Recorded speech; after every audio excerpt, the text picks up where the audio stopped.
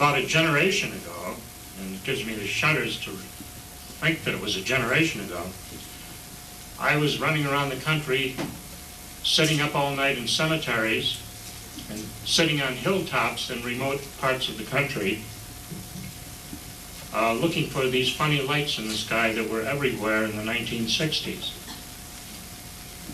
There was one hilltop in particular that overlooked the Ohio River, where at that time there was a lot of boat traffic on the Ohio River day and night.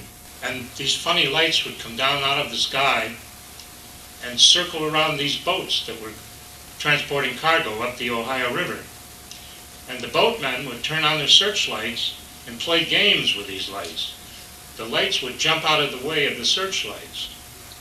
And I was sitting on my hilltop watching them, these games going on. And I would flash this flashlight at these funny lights, and they would jump out of the way of my flashlight. And so I'd flash in Morse code at these lights, and they would do whatever I ordered them to do. And then later, I decided that instead of using Morse code, I'd make up my own code. And they knew this code, which gave me a lot of concern at the time. And I gradually figured out during this period that we could control these so-called flying saucers. They weren't saucers, they were lights. And I was sitting alone, and one of these lights came down very close to my car and passed over, there was a wooded area all around me. These hills were all wooded hills. And it passed over these woods, and it seemed to descend right into the forest right next to my car. And the next day when I woke up in my motel room there, my eyes were very sore, like they were full of sand. And this is a common effect of looking at these lights. It's called conjunctivitis. It's like looking into a bright arc light. And so the fact that my eyes were affected was proof that I had seen something there.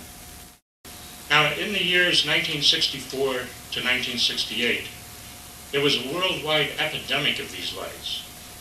And I don't mean that it was an occasional light in the sky. They were everywhere, every damn night of the week. Time magazine did big editorials about it.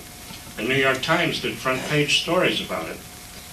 Now, I realized that the best way to tackle this was to pick one or two spots and make them a microcosm of the whole thing. And just study everything in that spot. Learn to know the people, study every event that happened, whether it was related to these things or not. We call them UFOs, but that's really not a good name for them.